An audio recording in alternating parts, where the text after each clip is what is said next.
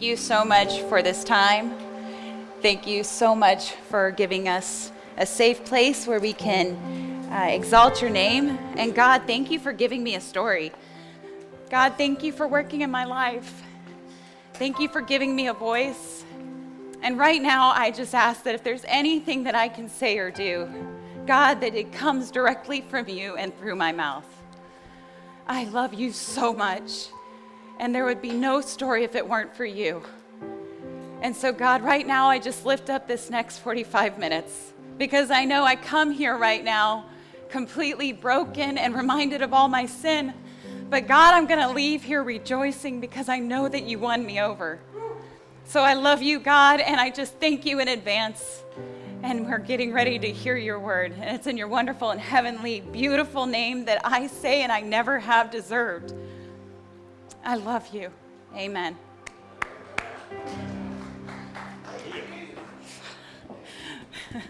Is this thing on? You could always use that one. That one's wireless, yeah. So that was Sam. I was supposed to introduce her, but Sam just came up and took over. I'm so sorry. So sorry. It happens a lot. Thing, right? That's all right. No. If you guys don't know Sam has been one of the original people that has helped start this church about 2 years ago.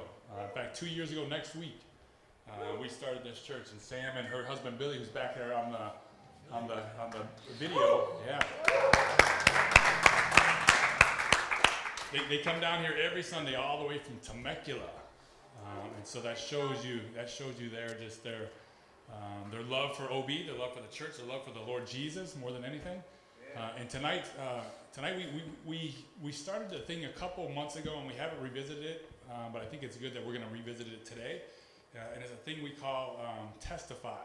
It's where somebody gives their testimony to share what the Lord is doing. Because it's good to read the Bible, and we need to continually read the Bible and to hear stories and to learn about Jesus. But it's also good to sometimes step back and see, what is Jesus doing among us? What is Jesus doing among the people that are here, the real people you see every Sunday? What is God doing? And so tonight, Sam is going to share her testimony. Revelation 12:11 says that we overcome by the blood of the Lamb, by the word of our testimony. The first part is Jesus' part. We overcome by the blood of the Lamb. Only he could do that. Only he shed his blood on Calvary's hill for us to even think that we can overcome. But the second part of that is something that we can do, something that every single person in this room can do. And we can testify of what the Lord has done. We can be a witness, as the Bible tells us. So we overcome during those two things. Jesus does it finally, fully, and completely on the cross. But as we want to continue to walk in victory in this life. We share our witness and we become more and more overcomers. Amen? So Sam, I'm going to give it to you. You do your thing. I kind of already did, yeah. Thank you, Mark. My husband would agree that I generally am the first one to speak and the last one to listen. So that was kind of funny that I just jumped on here. Like I own the place. I guess in a way we kind of all do it, right? So again, like he said, like Mark said, I am Sam. Sam I am, for anybody who studies Dr. Seuss. Kind of lived with that my whole life.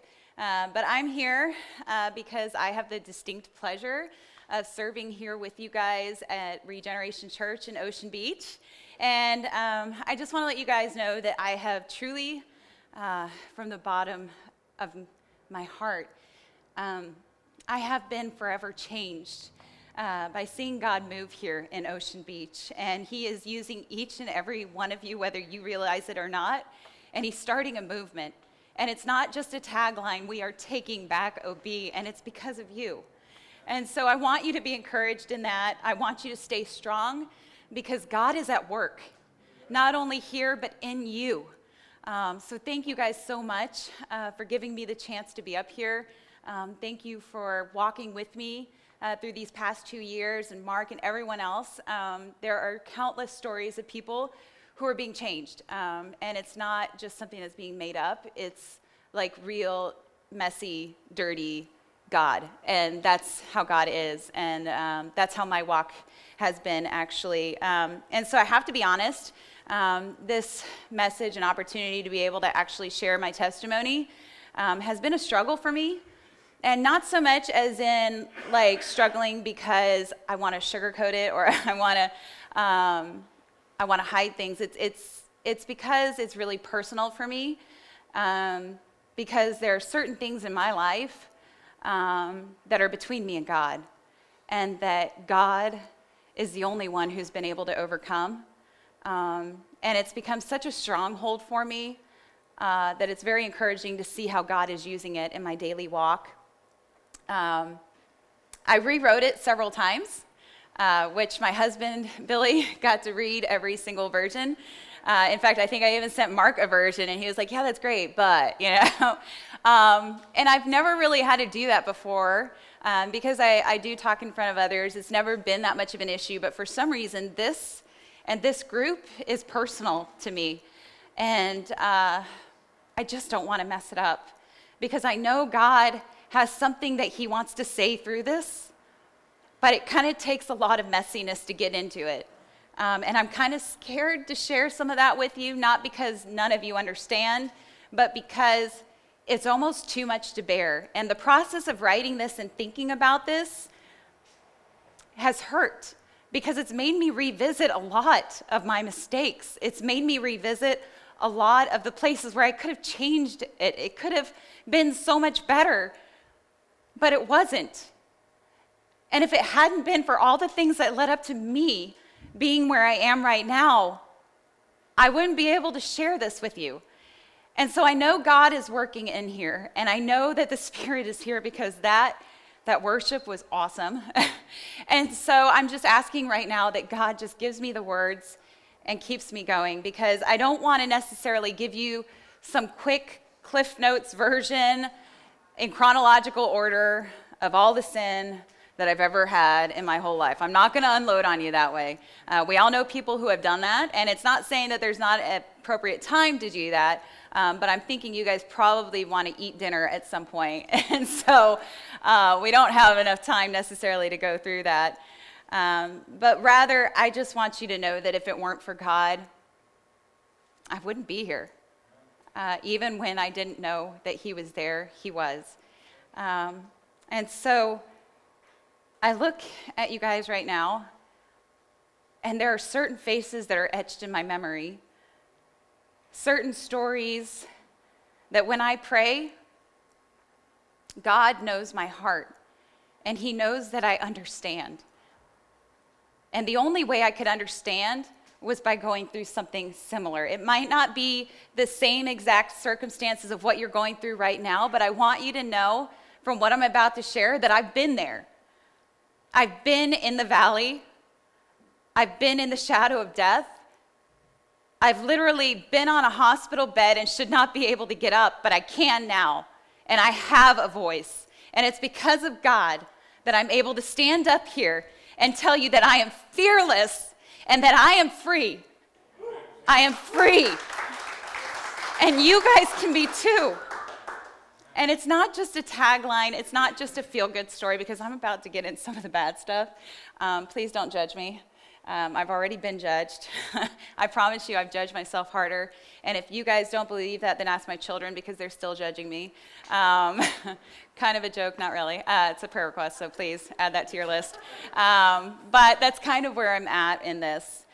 If you would have told me that one day I'd be able to stand on this stage and tell you guys how good God is, I would have literally laughed in your face. And not because I would have doubted that this God was able to do anything, but because I honestly believe that there was no way he could ever choose me, that he could ever use me, because I've been broken. And I know most of us have been in one way or another. And I hope tonight that you get to hear not only about my brokenness, but about how God was able to completely heal me and fix me. How God was able to make me something so much more beautiful and precious than what even I could have imagined and what I strove for. That God was able to take all of my fakeness and my trying to meet the world's expectations and turn it into being authentic and just doing what God wants me to do. And so that's part of what tonight is. Just me being obedient and listening to God. Because in Latin, you know we all love learning Latin here. The Latin word for obedient, there is actually one, it means to listen to turn to. And when I look at my life and all the pain and suffering that I've gone through or that I've caused, it was in direct correlation with all of the selfishness and just not listening to God. And I, at one point, literally turned away directly from God. I said, I was done with this. And so I don't know where you guys are right now. I know where some of you are. And I know that some of you have been there. But if you're there right now, I want you to know, let my story be a warning, but also let it be an encouragement. And so after service, Mark will be over there. The staff will be there. So if you guys feel like there's anything you need to pray for, they'll be available for you, because God is going to do something tonight, and we're already preparing for it. And he's already made me rewrite this a dozen times, and so it's going to be good. God was able to turn my mess of a life into this message. So I guess you could have said that my life should have been like everyone else's. I was born to 2 loving parents, but it just didn't turn out the way that it should have, the way that it has for so many others. And it seems like, especially when I was in youth, that I kind of used a lot of my past to excuse all the negative behaviors that I had inside of me.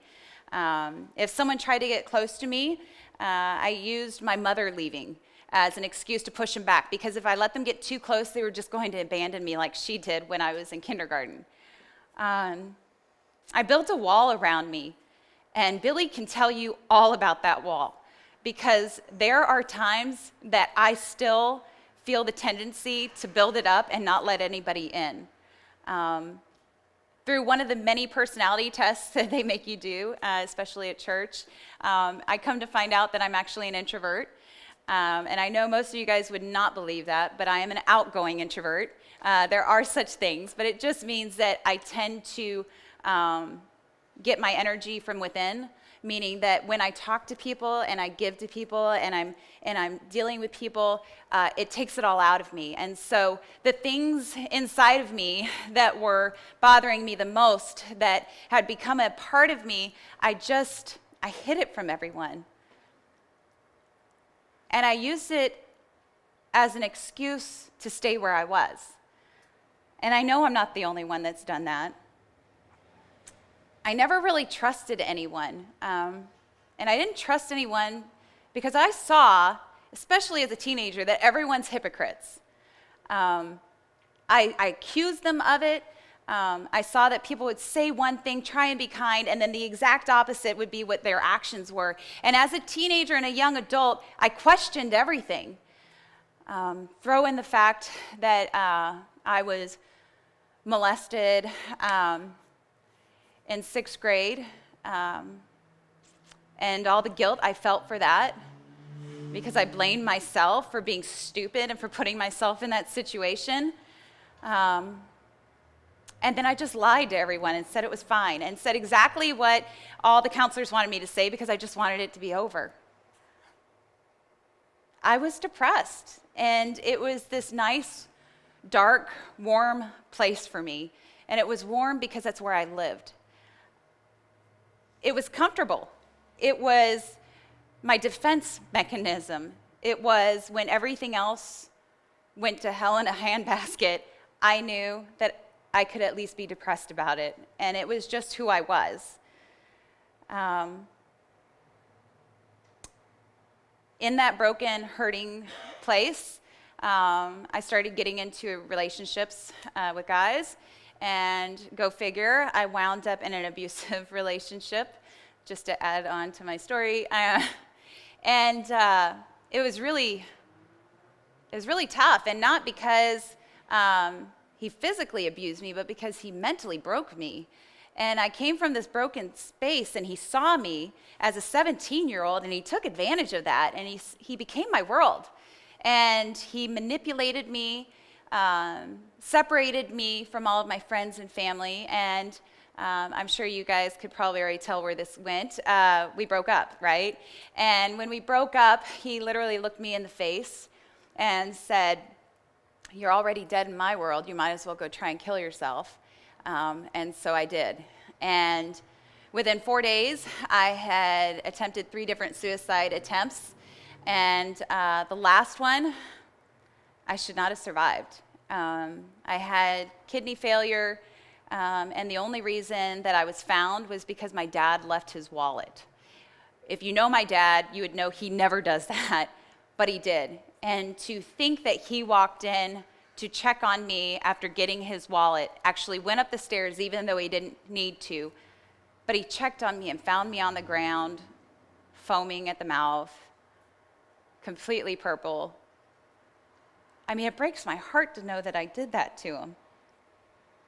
It breaks my heart to know that as a 17-year-old, that was the only way I thought out. It hurts me when I see other 17-year-olds going through it because I know where they've been. But God was there because I shouldn't have survived.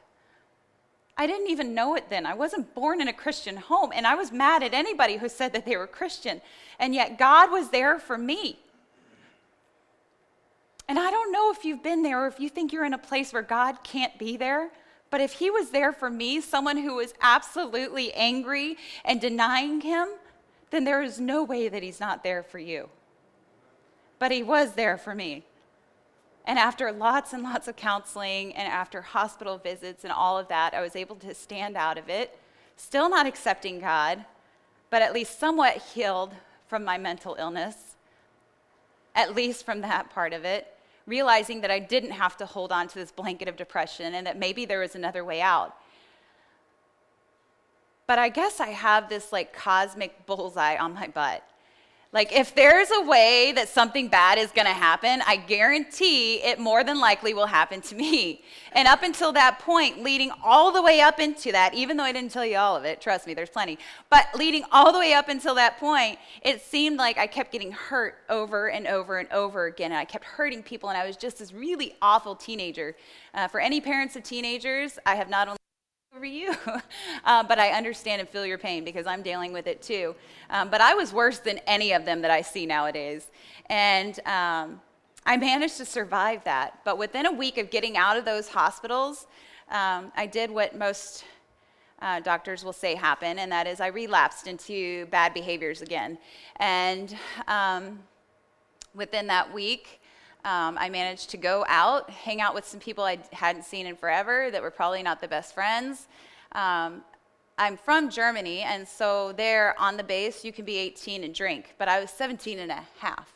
So I wasn't necessarily supposed to be on base drinking, but I wound up in a military club and drank too much, and the guy next to me was a military police officer off duty. He grabbed my ID, figured out that I was underage, and said he'd help me out, and kept buying me drinks. Yeah, you see where this is going? I got to the point where I couldn't even sit on the chair, and he gave me a way out and said, you know what, his friend lives right down the street in the barracks, and that he had a safe place for me to go to, and so he more or less carried me there, only to close the door and lock it and realize that there was no friend. I was only 17. Like it's just not right that that happens, but it did. And he beat the crap out of me. And I shouldn't be able to stand here today. Literally not be able to stand. My teeth were missing. I was completely ravaged. And I don't remember, I got out, and my dad found me on the ground and knew what had happened, and they managed to get him. I mean, it wasn't hard. It looked like a crime scene in there, and that was all I knew. Apparently, all I was good for was being used, was being molested, was being hurt, was being abused, was being abandoned, was being beaten. And I had no hope. And I literally remember thinking to myself that if this was all that life was supposed to be, I wanted out because I didn't want to do it. I don't know if any of you guys have been there before. I'm sure you have, where everything so bad has happened all at once, and you just don't see how something good could come from out of it, how it could ever change. And it shouldn't have been able to, because at that point, I was labeled a victim, which meant that everywhere I went, I guaranteed if there was somebody evil out there, they were able to see my blinking sign that said victim, and I was the first thing that they tried to attack. And it happened time after time after time again, and I had no hope. I didn't know what to do. My parents were desperate. They didn't want to see me die, and so they did the only thing they could do at that time, and that was send me away. Get a new start, get away from it, start thinking about something else. And while I could stand here today and hurt while I tell you guys this, I still am strong in it because I have seen God use that exact story in so many people's lives. I literally, a few years ago, was sitting next to a friend, not knowing why she was crying, and she just let it out. Her daughter had just tried committing suicide. It was the second time within 2 months. And she saw no possibility that her daughter was ever going to be able to survive this. And so she was doing the helicopter mom like crazy, like not leaving her alone, making sure there were people around her at all times, checking everything. And she was so worn thin and hopeless that she broke down. I would like to say it's because I'm good like that, but it wasn't. It was just she broke down in front of me. God let me tell that story, that very one that I keep so hidden because I'm so ashamed of it, because it's so stupid, because it's hard for me to believe that 17-year-old me thought that was the only way out. But I was able to use that and look her in the eye and show her my scars, literal scars, and tell her, look where I am now. And she had no idea. And just the joy and hope that came into her face. How can you ever doubt that even in the midst of suffering done by evil, because that is not supposed to be the way this world works, but there is evil in this world. And I found it at 17 years old, locked up in that room as he hit me time and time again. I have a story. And I was able to help somebody with it because God used me.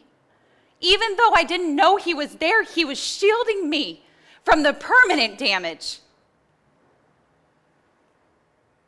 God's healed me from that. And so after I got sent away, I started a new life. And I kind of put it and compressed it into this little nice box and put it in another shelf. But I kept acting out. And within the first year of moving to America, I wound up knocked up and married in that order. Yeah, it's okay to laugh, trust me. I do sometimes too, because that's not the way life should be. But that's kind of the way I did it. If there's a difficult way to do things, I've kind of figured it out. I think my mantra should be, it doesn't always have to be difficult. But that's kind of where I was. And suddenly my life had a purpose. Because the moment I held my daughter in my arms, nothing else mattered.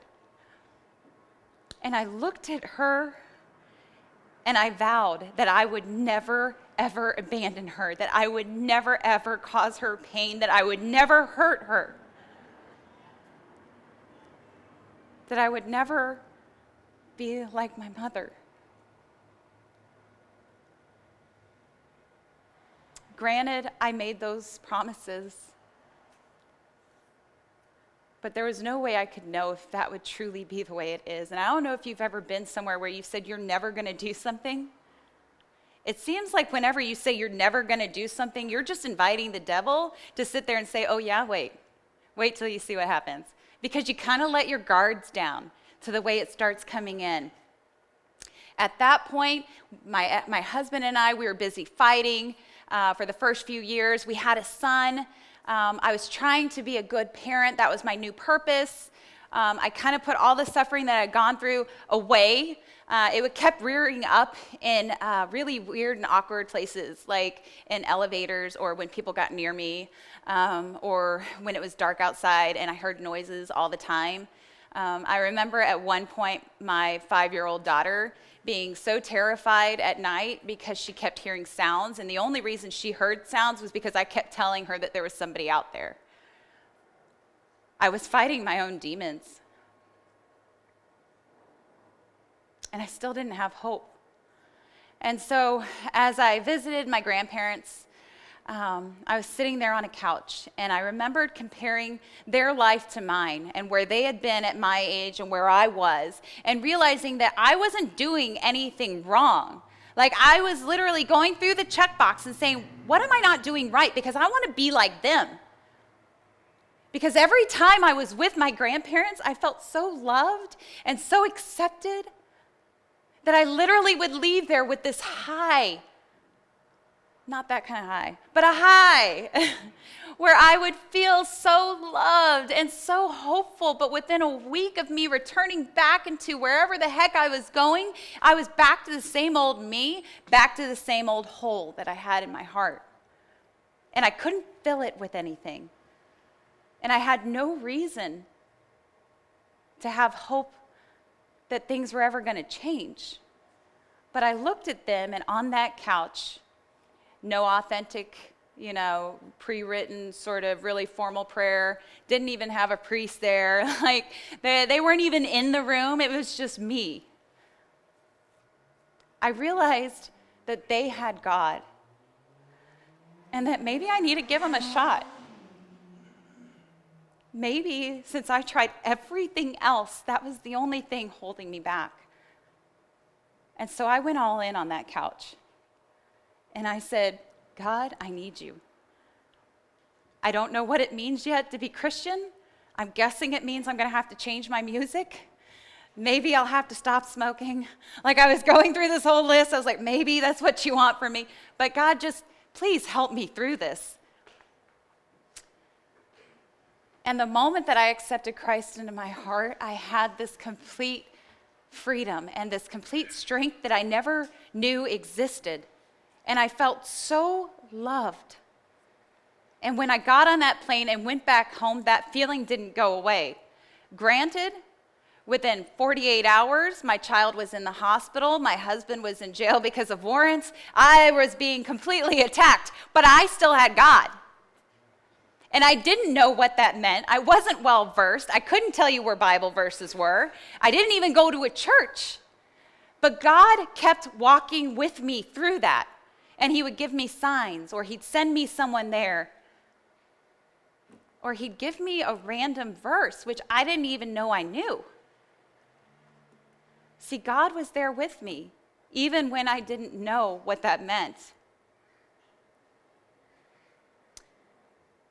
I remember going to church after my child got out of the hospital, because when I got home, I checked like 6 months worth of mail in my mailbox, and right on top of it was a flyer for a church. Like, that's not a God sign. I was looking for a sign, and so I read into it, and I was like, okay, that means I got to go to church. And I went to church, and I saw all these picture-perfect people, and I wanted it so bad. And I didn't want to have to tell them about all the bad stuff, and so I just faked it. I would compare my life to theirs. And if there was something in my life that didn't match up to their picture-perfect way that I saw, I just faked it. I would hide all the dirty stuff, kind of put it under a rug, or in the case of my ex-husband, not listen, because I wanted so bad to be that Christian. And all I knew is that I had to be like them. And I denied a lot of what was really going on. And so this picture-perfect life of mine came crashing down. I mean, go figure. Granted, God did some real good things during that time. He talked to me, he molded me, he did do some major stuff. Went to first missions trips, did a whole bunch of things, but God was working on me in a way that I hadn't quite accepted, because I didn't want to accept all the areas of my life that I needed God to touch. I didn't want to accept that maybe this marriage wasn't going to work because I had it in my mind that I was going to have the perfect family, the perfect job, the perfect children, and I was going to be the perfect wife, well, maybe, but the perfect mom at least, right? And then I'd open up the Bible and it'd say, submit to your husbands. And I go, okay, God, maybe I don't want to hear that one. And then I'd open it and it'd say, you're made perfect in suffering. And I don't want that one. And that's why I take joy in my persecutions and joy. No, God, I'm out on that. And I kind of had this sort of two-dimensional relationship with God. I would give him certain parts, he would show me some things, and if I accepted it, then that's the way it was. And so when my marriage went crashing down, I got mad. And I didn't just get mad, I was furious. And I was betrayed. And I was hopeless and I was crushed because I had this dream that seemed like the Christian dream. So why would God not work with that? Surely it was God's fault. And I didn't take ownership of what was going on.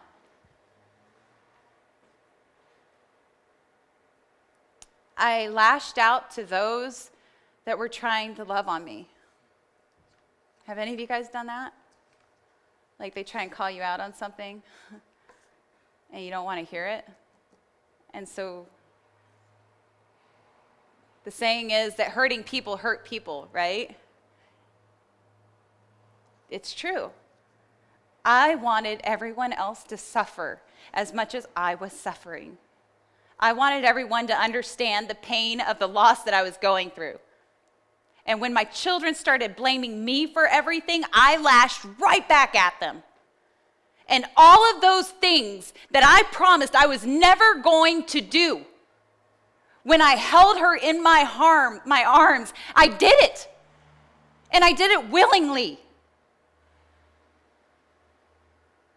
I lost my kids. I lost my home. I lost my job. I lost my marriage. I lost my church. I lost my family. I lost my reason. I lost my hope. I lost my dreams. I was done. And all I had were the negative voices in my head saying, well, how else did you figure that was going to work? Don't you know who you are? Don't you know what you're good for? And that dark, comforting, heavy blanket of depression just warmed me up again. And it just became who I was. And it became the reason why I reacted to everything. I met Billy during that time. We were both spiraling downwards. And I'm sure if you guys haven't, he'll be more than glad to share his testimony. But we didn't necessarily meet under the best of circumstances, but we were both hurting from similar hurts.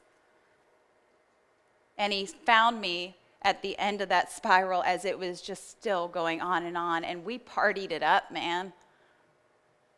Because if I had nobody looking over my shoulder caring what I was doing, then why do I care what I'm doing to myself? I was a bartender. I would get off work at 2 or 3 in the morning, and when do you think the party starts? Right? And I kept filling my body with different things to try and get me to escape what was really going on. And then there became a point where suddenly these highs I was chasing, they became my lows. Where suddenly, whenever I was getting high, man, I was literally getting more and more and more depressed. And I was literally taking more and more and more and just daring God or whoever it was or this new God, my drug of choice, to kill me. Because I didn't have a purpose. I wasn't going to do it myself. I would take the coward's way out so it looked like it was an accident. I would at least be high when it happened, you know? Like, I don't know why I had that to look forward to, but it was an excuse in my head. It made sense at the time. And it was in the midst of that addiction, at the very, very, very rock bottom, where if I were to share with you some of those things, I would probably be in jail soon. It was in the midst of that nastiness in a cracked out hotel room that God spoke to me. I never hoped for that. I never thought it would ever happen to me. I would hear other people say that sometimes they could hear a word of God and that God would actually speak to them, but never in a million years did I think that God would actually speak to me while I was high off my mind in a nasty hotel room trying to kill myself. But he did, and he told me to get up. If you ever have God speak to you, you are more than compelled to do what he says. And it didn't matter that my dealer was on his way. It didn't matter that I had no idea where I was going to go. It didn't matter that people were watching where I was, because if I tried going somewhere, they were going to make sure I couldn't get there. At that moment, I obeyed. Because all up until that moment, I hadn't. And look where it got me. But in that moment, I had no choice. I had to obey. I had no idea why. I had just gotten off the phone with Billy, who had came over here and got himself clean, and he had said he wanted nothing to do with me, that he was already moving on. He told me that if I came here, that he didn't want me to be here. And he was doing that in a way to make sure that I took care of myself first before I brought that whole hot mess over to him while he was still dealing with himself. But God told me to get up. And so I did. I wiped those tears off. In fact, I was probably crying while doing it, but I packed my stuff up and hid it so nobody knew that I was getting ready to go. Within 72 hours, I was on a bus heading over here to California, and I had no idea what I was going to. But God spoke to me, and he told me what to do. And suddenly it didn't matter my own doubts. It didn't matter where I was coming from. It didn't matter my addiction. What mattered is that I needed to do whatever God told me to do. It wasn't even a choice. They say you have a choice, but at that point, I'll be honest, you don't. And I just did it blindly.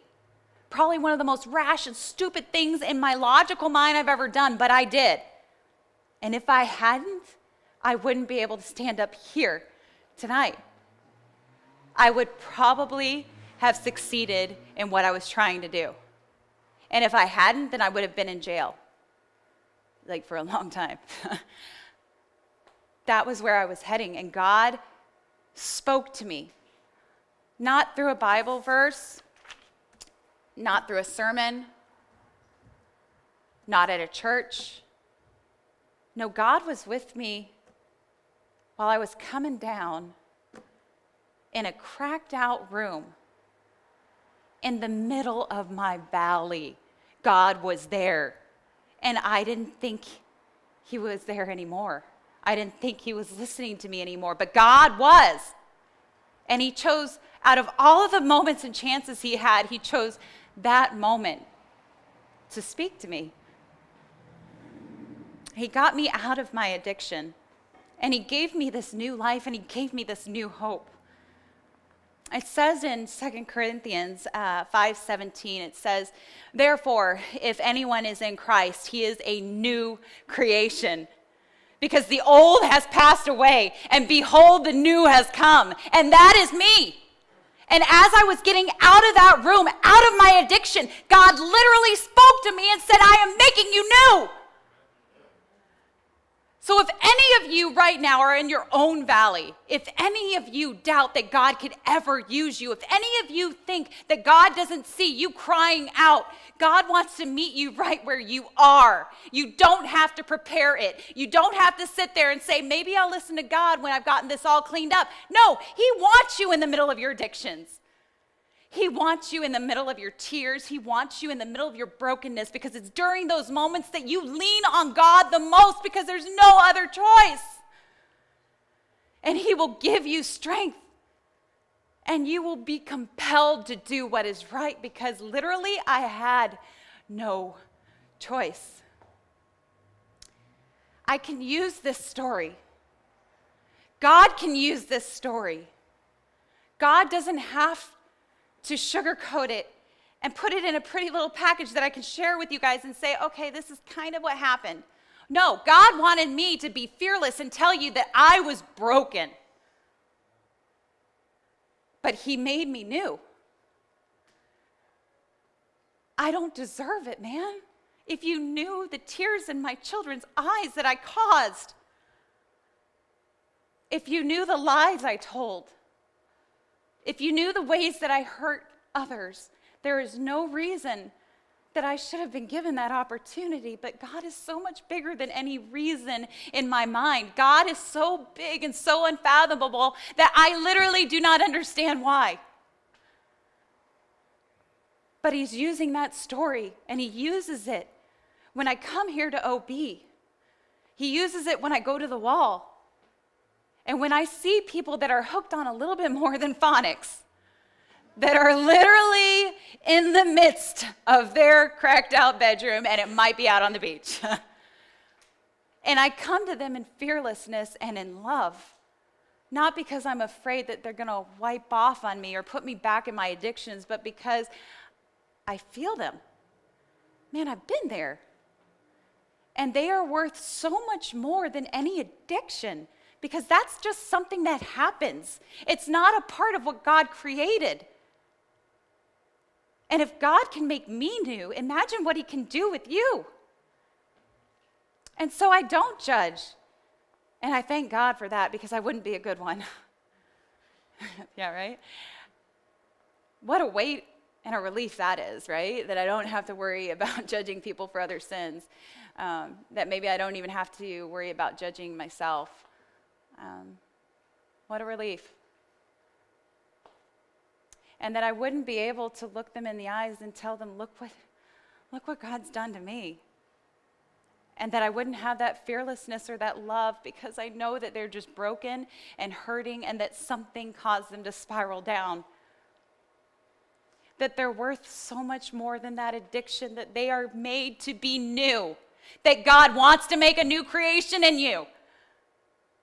But that sometimes God just wants me to sit next to you and let you know that you're human and that someone cares for you, man. That you don't have to go through this alone. And that God can use my story, and he is right now. So when Billy and I first moved here, after God literally talked to me and told me to get up, I didn't know what I was coming into. In fact, the only thing Billy and I owned was a car and a couple backpacks of clothes. And we got here. Billy had already been here trying to rebuild, trying to get a job, do all the right stuff. But when it came down to it, I came here and we wound up living in a car for a year. We were homeless. We had nights where there was more than enough food. And then we had other nights where we hadn't eaten in 2 days. We had nights and adventures in that car where we would go to bed with full stomachs and wake up to the beautiful waves and knew that we were in the right place, that God had directed us to be right there. And then there were those hot summer nights. You know, the ones with no breeze, where it feels like you're sweating and you're just literally exuding dampness in the back of a Queen Victoria car, a Crown Victoria car. Yeah, I said Queen Victoria. Should have been Crown. Strike that. You can edit that. In the back of that car, and literally the seats were covered in this wonderful plush carpet stuff. And so as I was laying on these wonderful plush summer nights, just more or less in my own funk, and then I'd wake up in the middle of the night by and a flashlight. And you guys know what that is, right? That's the cops saying you're going to have to move. Or saying, hey, something just happened, where have you been? Or can I search the car? And having to lift out every single egg crate that had all of our belongings and have them look at everything just to make sure that we weren't up to no good. And then being told that we had to move, knowing that we had no gas. knowing that there was nowhere to go. But during those moments, Billy and I had this peace and strength and joy because we knew that we were doing the right thing, and we knew that every single day was going to get better. And even on those days when it seemed like we went 2 steps backwards, God was still directing us forwards, and we knew that we were being obedient. We also knew we weren't ready to go to church. That was kind of the very last place that we thought we would ever be. But as we kept getting blessed over and over and over again, it got to a point where it was pretty ridiculous not to go and thank God, at least officially. And so we went to a church, and I remember looking that pastor in the eye. And this was within 5 minutes of meeting him, and telling him that Billy and I, A, were not married, and that we were living in sin, and that we were not going to get married. And I expected him to kick me out right then. I really did. But he had the best poker face of anyone I saw. And it just rolled right off of him. And he didn't say anything. But they worked on us. And within a year of us going inside of that church, Billy and I got married. And we got married on a Tuesday in the rain, while I was wearing this ugly, god-awful trench coat. Yeah. Where Billy hadn't, shaved in a month. It was the awful thing. And that's what all the pictures are. And I'm stuck with those. But it's so perfectly us. And I remember standing there and the blood rushing out of my eardrums as he's saying, and I had snot coming out of my nose because I had been crying so much. Man, we got married. Billy even tried to run that day. He's like, why don't we just go to a different church? He was like, do we really have to do that? But we were obedient, and we did it. It took 8 months of intense therapy. We didn't even want to call it premarital counseling. We called it pre-engagement counseling. And it's only supposed to be maybe 6 to 8 weeks. It lasted 8 months. We wanted to make sure everything was right, And I remember her looking at us and saying, it's time to piss or get off the pot. What are you doing? And that's when we got married. How romantic is that? You don't see that on a Hallmark card. And I remember afterwards, they were so excited. We had less than an hour's notice that we were going to get married. We went over to the JP, and they kept calling every 2 minutes because they wanted to know where we were. I'm pretty sure if there was a way they could put a GPS tracker on us, they would have. There might have been someone trailing us to make sure we went, but they were calling so anxious because they didn't think we were going to show back up. If it was Billy's will, we might not have, but we showed up, and we did it. And I remember walking in, and there being over 20 people there that weren't our family, but they were our family in Christ, and they showed up and took off work just to be there for when it happened. And so when it happened, and after all the snot, I remember them wanting to take us out somewhere nice to eat afterwards. But this is just how Billy and I roll, right? We had been looking forward to drive-through spaghetti all day and this little tiny dive right next to it. So we took all the fancy people, and we went to our drive-through spaghetti place, and we had a blast. And we go there every year because we know that's our story, and because I wouldn't change it for anything. So when I look at people right now that might be homeless or that might be in the middle of a relationship that might have gone a little too far, where we might be playing house and not necessarily have the paperwork, I can say I've been there. I can actually look them in the eye, not as a hypocrite because I'm doing the same thing, but as someone who's actually been on the opposite side of that, because look where I am now. And Billy and I, we're more than just a team. God created both of us new, and he created us for each other. And never in a million years did I think I would ever have a praying husband. Never in a million years did I think I would have a husband who was so willing to give up all of his dreams just to help fund somebody else's. But God gave me Billy. And if God can give me Billy, and I hope Billy says, and God gave me him, I hope he agrees with the same thing. It's not, yeah, I'm stuck with her. If God could do that with me, with us two very strong-willed, bull-headed type A's, put us on the same page, then God can do that in whatever relationship you're with now. You just have to give it to him.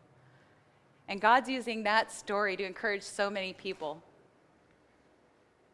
that divorce doesn't have to be the end of you. That God can make something new out of your relationship. That God has a plan right where you are. That all you have to do is be obedient. Because all of my disobedience was a direct cause of all the bad things that I had caused to happen in my life. See, I had suffered as a child because of the evil in this world. Not because God had sent it down, but because there are evil people in this world, because there is sin. But all that other stuff that happened when I was older happened because I caused it. I was the one causing my own suffering, and I caused so many other people to suffer too. And it was because I was selfish. It was because I was listening to my own needs and my own desires and my own heart and not coming to God honestly. And it's because I literally gave him the middle finger and said, I am done with you if it means that you took away every single one of my dreams. I caused the chaos. And guys, we are in a broken world. There is so many hurting people out here today. And all they're doing is hurting people. And if they're not hurting others, they're hurting themselves. And it's because they're not listening. They're not being obedient and just letting God tell them what to do, because he will. And sometimes it won't be what you want to do. But he's given us a perfect example of what it means to be obedient in suffering. Guys, he gave us Jesus. God's not just up there playing poker with his buddies, drinking a beer, saying, hold my beer, watch what she's about to do. God's not laughing at us saying, I knew she was going to do that. Changing the channels, going, okay, now look what this one's doing. God's not doing that. He's not just up there. He is down here right now, and he is with you wherever you're at. He is with you in that cracked out hotel room. He is with you in the back of that car when you smell like funk. He is with you in that bed that you probably shouldn't be. He is with you at that liquor store when you're fueling addiction that you know you don't need to be doing. And he's not just living up there. He actually sent his son down here to live here in the flesh and tell us, because sometimes we don't get it. And we needed somebody to tell us. Over almost about 2,000 years ago, Jesus was walking the earth. And as we begin to think about the Easter season, because Easter's coming up next week, it's easy for us to look at it and go, it's about him dying and his suffering, and it's about him going to heaven, and it's about the rock coming out and the cave being empty, and praise God for all of that. And you start thinking of your sin, and it's just kind of the same Easter mentality. But it didn't start out that way. In fact, it was around this time that God had sent Jesus, and Jesus was in a garden. And he knew what was going to happen. He knew that he was about to be ridiculed. He knew he was going to be charged. He knew he was going to be betrayed by one of his best friends. He knew he was going to be physically tortured. He knew he was going to be on that cross. He knew he was going to be separated from God. And he knew he was doing all of that stuff for people like me who weren't listening. Jesus could have changed everything then. He could have said, you know what, I've got those powers. How about I not go and you figure this out on your own? Because Jesus was suffering in those moments and he was by himself. Sure, his friends were there, but they were busy sleeping. They weren't even paying attention. And he gave us the perfect example of how we're supposed to act when we're faced with that suffering. What did he do? Well, it's in Luke chapter 22, verse 42. That very night when he realized he was about to die and the whole weight of the seriousness of the situation came to him, he needed to be alone a little bit, even though his friends were there. And he went into that garden. And instead of telling God what he was going to do, he asked God what he was going to do. And he prayed. He got down on his knees like we do every freaking Sunday. He got down on there and he said, God, please take this cup of suffering from me. He begged God because he knew what was going to happen. He said, God, please, can you just make it not happen? And then he said, nevertheless, not my will, but yours be done. And even though he knew the suffering he was about to go through, he wanted to do God's will and be obedient to whatever God told him to do. Jesus suffered, and he was obedient in that suffering. Jesus didn't use that suffering as an excuse to go down that spiral like I did and use every drug possible. Jesus didn't use that to be mad at God and decide not to do what God said. No, Jesus was perfect in his suffering and showed us what we were supposed to do. So that the next time that someone gets woken up by the cops in the back of their car, right?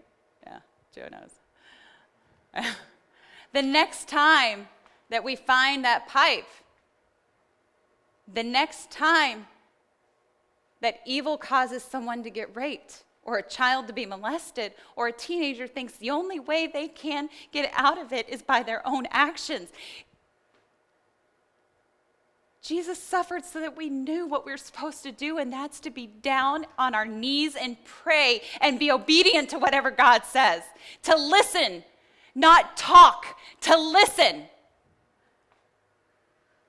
So that I didn't have to do those things again, so that I could be made new, and so that I could actually have a relationship with God. So that that veil can be torn, and that I don't have to just go through the roles of things. I can actually be honest with God. I don't have to fake it. I can tell him when I'm angry, but I have to listen. Because there's nothing wrong with being angry about how things are. But there's something wrong with blaming God for all the evil in the world, and that's where I was. I can now stand up here and tell you that in my suffering, God is trying to make me a little more perfect. That in my suffering, God is trying to teach me how to be close to him. That in my suffering, God is using my story so that I can tell people that they are not alone and they're not the only ones. So that I can have a hope. So as the worship team comes up tonight and we close out, I want to challenge you guys right now to just listen. Listen to what God is telling you. Do you have any pains, any hurts, any sins, any anger, any things in your life right now that might be causing you to be angry at God?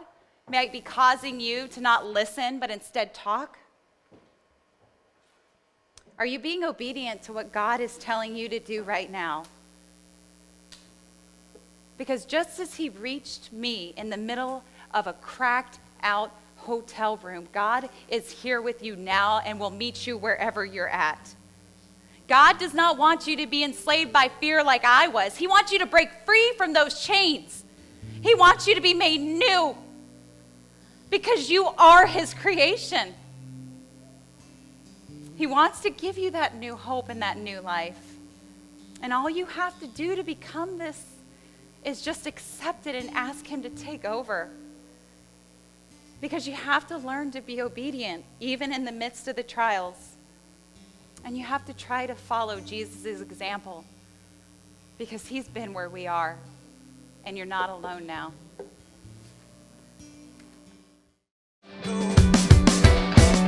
It's undeniable how brilliant you are, an unreliable world. You shine like a star. It's unforgettable now that we've come this far. It's unmistakable, it's undeniable. February 5th, Friday morning, purple dawn. Broke a